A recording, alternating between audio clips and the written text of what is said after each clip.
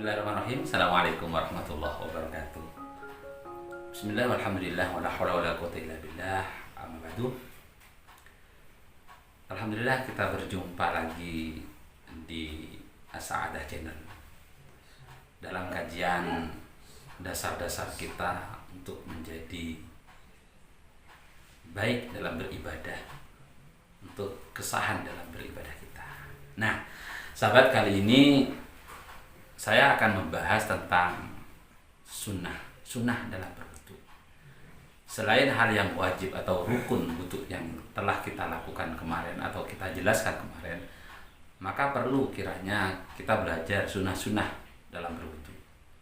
Nah, di sini diantaranya sunnah yang pertama adalah membaca basmalah dengan lafazkan Bismillahirrahmanirrahim. Nah, membaca basmalah di sini apabila kita ingatnya di pertengahan wudhu, maka kita harus kita disunahkan membaca Bismillahi awwalahu wa akhirahu. Nah, sedangkan apabila kita ingat tentang sunnahnya membaca basmalah setelah berwudhu, maka kesunahan itu menjadi gugur dan tidak disunahkan lagi untuk membaca basmalah. Nah, baik, yang kedua di sini sahabat adalah melafalkan niat, yaitu melafalkan niat melalui lisan. Ya, seperti nawaitul wudu'a li raf'il hadatsil asghari fardholillahi ta'ala. Nah, paham sahabat? Dan yang ketiga yaitu bersiwak, atau kalau saat ini kita gosok gigi, ya, menyikat gigi kita. Maka sunahnya dianjurkan awali dari yang kanan, kemudian di atas dan bawah, yang kiri, atas dan bawah, kemudian yang depan. Nah, begitu sahabat.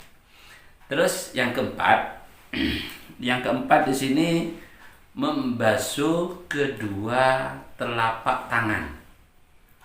Ya, membasuh kedua telapak tangan. Kalau kita pakai keran, maka kita langsung bersama dengan baca basmalah tadi, ya, membasuh kedua telapak tangan begini. Nah, itu apabila kita berwudunya di keran. Nah, kalau berwudu di bak mandi atau tempat jeding istilahnya, kalau kurang dari 2 kula, maka dikhawatirkan tangan kita ada najis, maka tidak dianjurkan membasuh kedua telapak tangan, dimasukkan ke dalam bak itu. Nah, begitu sahabat. Dan di sini yang kelima yaitu berkumur-kumur, ya.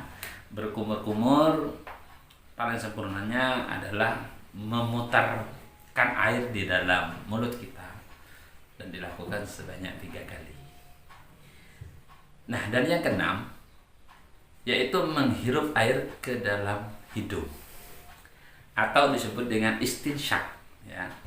Menghirup air ke dalam hidung sampai hidung bagian atas. Setelah itu lalu kita semprotkan dan kita lakukan sebanyak 3 kali. Nah, untuk selanjutnya yang ketujuh yaitu mengusap semua kepala. Nah, tata caranya begini. Baik, saya akan mencoba untuk membuka. Nah, jempol kita taruh di pelipis. Kita masukkan tanah ke dalam air atau langsung di keran. Maka disunahnya kayak begini. Nah, kemudian dekat ke depan lagi. Begitu. Jadi yang jempol kita taruh di pelipis. Nah, begini sahabat. Lalu begitu.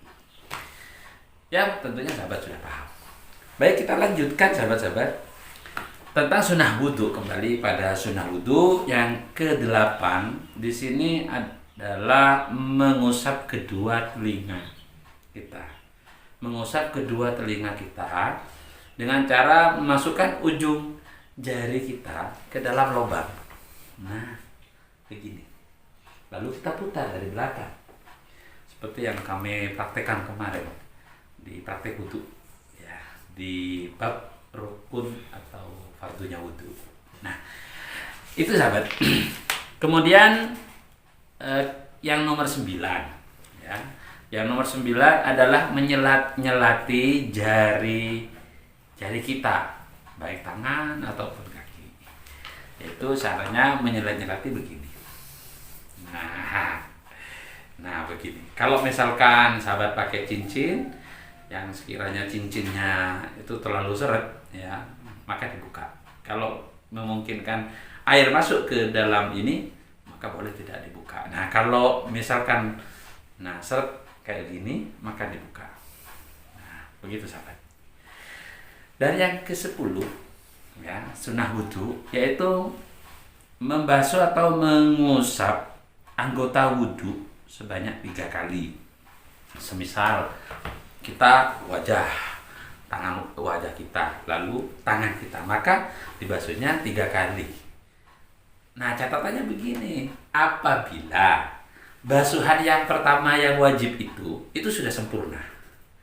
Nah kalau tidak sempurna, masih belum sempurna, misalkan ada hal yang menghalangi di sini harus dibersihkan, maka kedua, ketiga, keempat, bahkan seterusnya itu masih terhitung yang pertama. Apabila sudah sempurna, lalu kita usap lagi sebanyak 3 kali, maka kedua dan ketiga itu sudah menjadi sunnah. Begitu sahabat.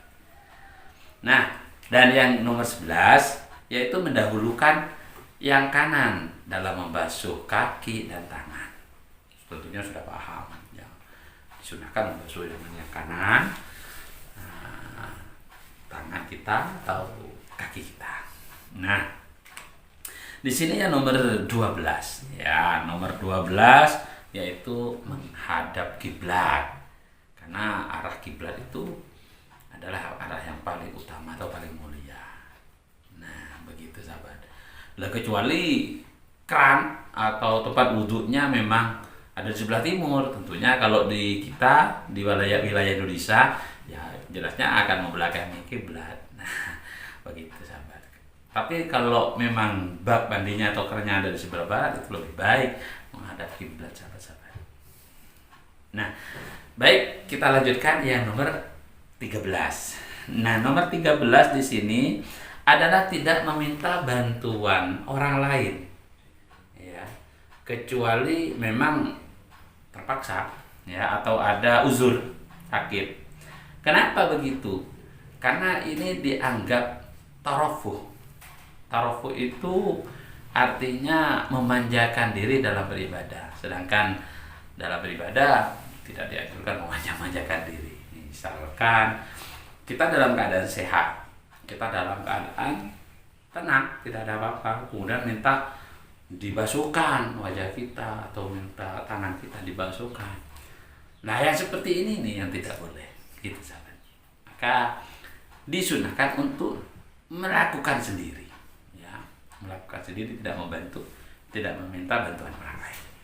Nah, yang nomor 14 di sini tidak menyeka atau menganduki sih, menghanduki. Kalau bahasa Maduranya itu nyerbet, ya, nyerbet, dilarang menyerbet sisa air wudhu kita, ya, karena dianggap menghilangkan bekas-bekas ibadah kita, menghapus ibadah kita. Maka ini perlu kita perhatikan dalam sunnah-sunnah berwudhu. Nah, nomor 15 yaitu di sini menggosok anggota wudhu yang dibasuh, ya, menggosok anggota wudhu yang dibasuh. Bagaimana? Begini sahabat. Saya taruh dulu. Artinya ketika membasuh wajah ini sambil digosok, ya, tidak hanya begini saja, tangan sambil digosok. Juga dikhawatirkan ada hal-hal yang menjadi penghalang masuknya air ke dalam kulit kita, pada kulit kita, masuknya air pada kulit, sampainya air pada kulit kita, maka dia sunahkan untuk digosok. Nah, apabila ada penghalang maka wajib hukumnya untuk dibersihkan begitu. Nah, begitu sahabat. Nah, kita lanjutkan ke nomor 16 ya. Nomor 16 adalah di sini sunnah wudhu melebihkan basuhan dari batas wajah, tangan dan kaki. Nah, contohnya begini. Nah, kalau kita berwudhu kan sampai dari tangan sampai kedua siku begini. Maka dilebihkan sampai pada hampir di bahu. Nah, kalau tangan sampai di sini. Nah, sampai di bahu sini. Kenapa? Karena hadis yang diriwayatkan oleh Imam Muslim dari Abu Hurairah itu, kata Rasul, orang yang berwudu dan melebihkan pada batasan wudu itu, maka kelak umatku akan datang dengan tangan yang bercahaya, wajah yang bercahaya, dan kaki yang bercahaya. Lah kalau kaki sampai mana? Biasanya kan sampai 2 mata kaki. Maka disunahkan untuk sampai di betis.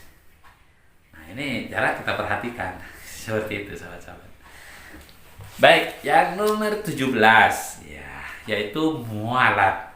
Mualat itu di sini adalah menyegerakan, ya, tidak santai-santai. Apalagi mohon maaf, santai intermisu. Wudu, basuh muka, setelah itu santai minum kopi. Itu salah. Maka di sini dianjurkan atau disunahkan untuk cepat-cepat. Setelah wajah, tangan, begitu sahabat. Dan nomor 18 yaitu yang terakhir. Di sini adalah berdoa setelah melakukan atau melaksanakan wudu kita. Maka berdoa. Nah, tentunya sahabat-sahabat sudah banyak yang tahu tentang bagaimana berdoa. Karena setiap di masjid-masjid atau di tempat-tempat wudu itu ada tulisan doa setelah wudu. Nah, mungkin sahabat lupa bacanya begini. Kita awali dengan syahadat.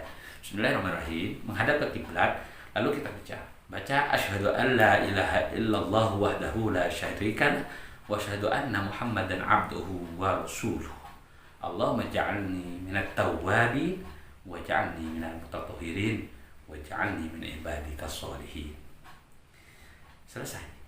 Nah, itu diantara hal-hal yang disunahkan dalam berwudu. Nah, ini merupakan sebuah tambahan sahabat-sahabat. Daripada kita melaksanakan hanya yang wajib saja, maka perlu kiranya melakukan yang sunnah. Enggak repot kan? Enggak 2 kali, tidak. Tapi dalam satu gerakan wudu tetap menghasilkan yang wajib dan yang sunnah. Lah ini satu terobosan kita agar kita semakin dicinta oleh Rasulullah SAW, atau kita semakin mencintai, atau sebagai bukti kita cinta kita pada Rasulullah, yaitu dengan melaksanakan sunnah-sunnah yang sederhana seperti ini. Perlu kiranya sahabat-sahabat melakukannya. Maka perlu sahabat-sahabat mencoba. Nah, mungkin sampai di sini dulu sahabat-sahabat. Apa yang bisa saya sampaikan tentang sunnah-sunnah wudu, mudah-mudahan bermanfaat bagi kita semua, dan lebih-lebih kita bisa melakukan apa yang sudah kita dengar, apa yang sudah kita pelajari. Kita bisa melakukannya dengan baik dan sempurna. Terima kasih. Itu saja. Wallahul muwaffiq ila aqwamit thoriq. Assalamualaikum warahmatullahi wabarakatuh.